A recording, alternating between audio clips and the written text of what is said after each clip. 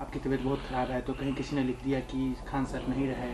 नहीं नहीं, अभी तो तबीयत ठीक है। और ये सोशल मीडिया पे क्या लिख दिया, खान सर नहीं रहे? नहीं रहे। नहीं, अभी ऐसा नहीं, हम अभी इधर नहीं जाएंगे, बात हो गई है ऊपर, इतना जल्दी नहीं जाएंगे लोग।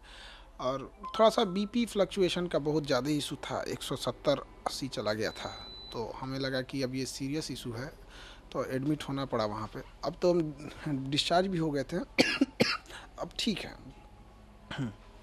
एक सोशल मीडिया पे एक तस्वीर आपकी वायरल हो रही थी जिसमें आप अस्पताल के अंदर थे और एडमिट थे।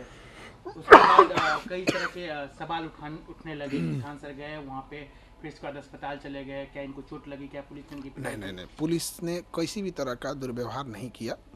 हम पिछले 1.5 महीना से बीमार चल रहे थे, और हमने ये सोच रहे थे कि बीपीएससी की परीक्षा है, ख़त्म हो जाएगी तो दे देंगे इलाज, अपना ट्रीटमेंट ठीक से करा लेंगे यहाँ पर। इसी बीच जब सुबह सुबह बच्चों के ऊपर लाठी उठी चार्ज हो गई, तो हमें लगा कि बच्चों के ऊपर नॉर्मलाइजेशन थोप दिया जाएगा। तो हम यहाँ क्लास ही ले रहे थे, 10 बजे वाला क्लास ख़त्म करके और चल दिया, क्योंकि बहुत देर तक ना खाए पिए भी नहीं थे और लंबे समय से बीमार पड़ रहे थे। तो वहाँ हमको वोमिटिंग रुक नहीं रहा था, तो हमको लगा कि अब हमको यहाँ से हटेंगे तो फिर ये बच्चे तितर बितर हो जाएंगे, इनकी मांग कोई नहीं पूरी। तो ज़बरदस्ती वहाँ रहे, जिस वजह से थोड़ा बीमार हो गए, और थोड़ा सा बीपी वाला प्रॉब्लम ज़्यादा हो गया था। तो हमें लगा कि 170-80 ये मतलब अब घर पे ट्रीट करना ठीक नहीं है, इसलिए चले गए वहाँ। सर, ये पूरा मामला जो बीपीएससी में जो इस बार हंगामा स्टार्ट हुआ, ये नॉर्मलाइजेशन का जो मामला है, ये आम लोग, स्टूडेंट तो समझ रहे हैं, पेरेंट्स जो है समझ रहे हैं, लेकिन आम लोग नहीं समझ पा रहे कि मसला है क्या। थोड़ा आपसे समझना चाहेंगे। देखिए, नॉर्मलाइजेशन तब किया जाता है ना, जब बहुत एक दिन आप परीक्षा नहीं ले सकते हैं या नंबर ऑफ़ स्टूडेंट बहुत ज़्यादा हैं। तो कई अलग अलग बच्चों को अलग अलग क्वेश्चन दिया जाता है। जैसे बिहार है तो आप भागलपुर में अलग क्वेश्चन दे दें, बक्सर में अलग दे दें, और सीवान जिला में अलग दे दें। इससे क्या होगा कि 3 अलग अलग पेपर देंगे, आप हम ही को दीजिए वो तीनों पेपर, तो हम खुद, किसी में ज़्यादा नंबर आएगा, किसी में कम आएगा। मेरा खुद का तीनों में ज़्यादा नहीं, एक जैसा नहीं आएगा। ये फार्मूला मैथ पर लागू होता है। जैसे अगर किसी को कहा जाए 5+5 जोड़ो तो देगा 10, और उससे कहेंगे 20+10 जोड़ो तो भी बोलेगा 30, क्योंकि अगर उसे जोड़ आता है तो किसी भी तरह के जोड़ को जोड़ सकता है। लेकिन ये जीएस में लागू नहीं होता है। जैसे अगर हम किसी से कहें भारत का क्षेत्रफल बताओ, तो बता देगा, कोई भी विद्यार्थी पढ़ता है। लेकिन अगर किसी दूसरे बच्चे से यही सवाल पूछा जाएगा कि तुम मंगोलिया का क्षेत्रफल बताओ, नहीं बता पाएगा। लेकिन कंप्यूटर कहेगा कि दोनों के क्वेश्चन का लेवल एक है, क्योंकि दोनों में क्षेत्रफल पूछा गया था। तो यही है नॉर्मलाइजेशन, आप मैथ में कर सकते हैं, यहाँ नहीं कर सकते हैं। अब आप जीएस में कैसे डिसाइड कीजिएगा कि बक्सर का युद्ध का क्वेश्चन ज़्यादा टफ है कि द्वितीय आंग्ल मराठा युद्ध का क्वेश्चन ज़्यादा टफ है? अमूमन अगर आप 100 बच्चों को दीजिएगा बक्सर का युद्ध, तो बता देंगे, 100 में 90 बता देगा। लेकिन वही सवाल आप कहिएगा द्वितीय आंग्ल मराठा युद्ध बताइए, तो 100 में 50 बता पाएंगे। तो बच्चों के साथ ये भेदभाव ना हो, ये गणित में सक्सेस है। बिहार में यूपीएससी कोई राज्य नहीं लागू की है, क्यों? ना यूपी पीसीएस में है, ना कहीं पे, ना ही यूपीएससी ने लागू किया है। यूपी पीसीएस ने आरओ में लागू करने की कोशिश किया था, बहुत ज़्यादा हंगामा हुआ, बाद में ये चीज़ें को वापस लेना पड़ गया था उन लोगों को।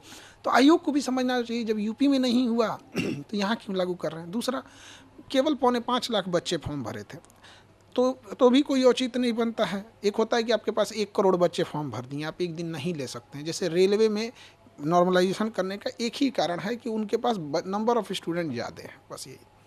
सिंगल शिफ्ट और ये जो एक ही पाली में एक ही क्वेश्चन पेपर वाला जो मसला है, उसके पीछे क्या रीजन है? देखिए, अब जैसे कि आयोग की ओर से कहा जा रहा है कि हम एक ही पाली में परीक्षा लेंगे। देखिए, एक ही पाली में परीक्षा लेने के बाद भी नॉर्मलाइजेशन हो सकता है। आप सिंगल पेपर लीजिएगा और अलग अलग ज़िले में अलग अलग क्वेश्चन दे दीजिएगा। दूसरा, एक सबसे बड़ा इसका कारण क्या है, आयोग खुद डिसाइड करता है वो किसका जवाब देगा, किसका जवाब नहीं देगा। उसे स्टूडेंट के टेंशन से कोई मतलब नहीं है। जैसे ये सितंबर में परीक्षा होने वाली थी, फिर बाढ़ वगैरह के कारण नवंबर गई, फिर दिसंबर गई। शुरुआत में एक नोटिफिकेशन जारी किया गया, पूरे अखबार में चलाया गया कि 38 जिले का क्वेश्चन अलग अलग रहेगा। ये 2 महीने से बीपीएससी के टीचर और स्टूडेंट एक मेंटल ट्रोमा से गुजर रहे हैं। पहली बार होगा 38 जिला का क्वेश्चन अलग अलग हो जाएगा। आयोग का कहना है क्या कि इससे पेपर लीक नहीं होगा। तो एक पेपर लीक एक समस्या जैसी भयावह है, वैसे ही नॉर्मलाइजेशन एक भयावह समस्या। अब हमसे कोई कहे कि आपका दहिना आँख फोड़े कि बायां आँख फोड़े, काहे फोड़ोगे भाई? तो आप अपनी व्यवस्था सही रखिए, पेपर न लीक हो यहाँ पर। उसके बाद हुआ कि नहीं, 3 पेपर लेंगे। उसके बाद हम लोगों की मीटिंग भी बुलाई गई थी, तो उन्होंने हमें समझाया भी था कि देखिए नॉर्मलाइजेशन की प्रक्रिया ठीक है। हम लोगों ने कहा था ये मैथ के लिए ठीक है। अब जैसे साड़ी भारतीय ड्रेस है तो महिलाओं के लिए ठीक है। अब आप ये कहिएगा कि खान सर कह रहे हैं कि साड़ी एक भारतीय ड्रेस है तो क्या हम साड़ी पहन के हम घूमेंगे? आप समझिए, ये मैथ के लिए ठीक है, आईआईटी में लगाइए, हम वो पहले से लागू है, हम कहीं उसका विरोध नहीं कर रहे हैं, लेकिन जीएस के लिए लागू नहीं है यहाँ पर। तो आयोग इसका खंडन नहीं किया और सबसे बड़ा आग में घी का काम किया। 4 दिसंबर को आयोग ने एक नोटिफिकेशन जारी किया हर एक डिस्ट्रिक्ट मजिस्ट्रेट को कि हम आपको 3 तरह का पेपर भेज रहे हैं। और यहीं से ये आग फैल गई कि आप 3 तरह का पेपर क्यों भेज रहे हैं। हम लोगों ने कहा कि आप एक नोटिफिकेशन जारी कर दीजिए कि इन 3 पेपर में से किसी एक का ही प्रयोग आप सभी जिला में करिएगा। तो आयोग ने कहा कि हम नहीं बोलेंगे। तो हम लोग को मजबूरी में जाना पड़ा और वापस वहाँ से लौटे इसी आधार पे कि आयोग ने शाम को 7 बजे 8 बजे के बीच में एक नोटिफिकेशन जारी किया कि हम एक ही यूज़ करेंगे। हमारी बात ख़त्म हो गई यहाँ पर। सीधी सी एक छोटा सा नोटिफिकेशन आप ऑफिशियली दे देते तो कभी बवाल नहीं होता। एक शिक्षक से पूछिए, हम लोग चाहते हैं पढ़ाना, शांति से पढ़ाना, 10 घंटा 12 घंटा पढ़ाने के बाद इतना हिम्मत और होश नहीं रहता है कि हम लोग जाके सड़क पे जाके लाठी खाएं। लेकिन सर ये कहना चाहते हैं क्या केवल बीपीएससी नॉर्मलाइजेशन वाला पैटर्न तो नहीं अपना रही है, इससे पहले भी अपनाया गया है कई एग्जाम में? जो भी एग्ज़ाम में अपनाया गया है उसमें 2 ही कारण रहे हों। या तो उस एग्ज़ाम में ज़्यादातर प्रश्न साइंस या मैथ के रहे होंगे जैसे आईआईटी हो गया, या फिर उस एग्ज़ाम में 1 करोड़ से ज़्यादा बच्चे बैठे होंगे जैसे रेलवे हो गया। तो जब बच्चे ज़्यादा बैठ जाते हैं तो वहाँ मजबूरी के कारण लेना पड़ता है, क्योंकि किसी राज्य की क्षमता नहीं है कि 1 करोड़ परीक्षा एक दिन में करा ले। और साइंस और मैथ में है कि वो नॉर्मलाइजेशन साइंस मैथ के लिए बना ही है। हमारे यहाँ ये दोनों चीज़ नहीं है। ना ही हमारे बीपीएससी में 1 करोड़ बच्चे हैं, 4.5 लाख बच्चे, उसमें भी एग्ज़ाम कितना दिए हैं, 3.5 लाख। तो आयोग के पास एक अनुभव होना चाहिए कि जितने फॉर्म भरते हैं वो सारे एग्ज़ाम नहीं दे देते हैं। और दूसरा, हमारे यहाँ जीएस भी नहीं है। पेपर लीक की समस्या कितनी बड़ी समस्या मानते हैं? क्योंकि जब भी होता है बिहार में हल्ला होता है कि पेपर लीक हो गया, हर जगह से यूयू छापा मारना चालू करती है, कहीं पकड़ाते हैं कहीं पकड़ाते हैं। तो ये कितनी बड़ी समस्या है बिहार की? देखिए, ये इससे बड़ी समस्या विद्यार्थी जीवन के लिए कोई नहीं हो सकता है। इसमें सबसे ज़रूरी चीज़ क्या है कि जिस पे शक हो उस पे नार्को टेस्ट कराया जाए।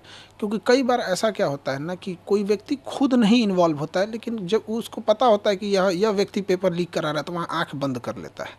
तो ये भी एक तरह का अपराध ही है। तो नार्को टेस्ट कराएं मीडिया के सामने, और इसके लिए कैपिटल पनिशमेंट, फांसी की सज़ा रखी जाए, उससे नीचे कोई सज़ा नहीं। आप खुद गए थे या छात्रों ने बुलाया था? क्योंकि आपके ऊपर एक तरह से कहिए तो ठिकरा फोड़ दिया गया आयोग की तरफ से। कुछ राजनीतिक पार्टियां ने डायरेक्ट आपका नाम ले लिया कि ये जो सर हैं ये लोग रंगा सियार हैं, यही लोग बच्चे को प्रभुक कर रहे थे।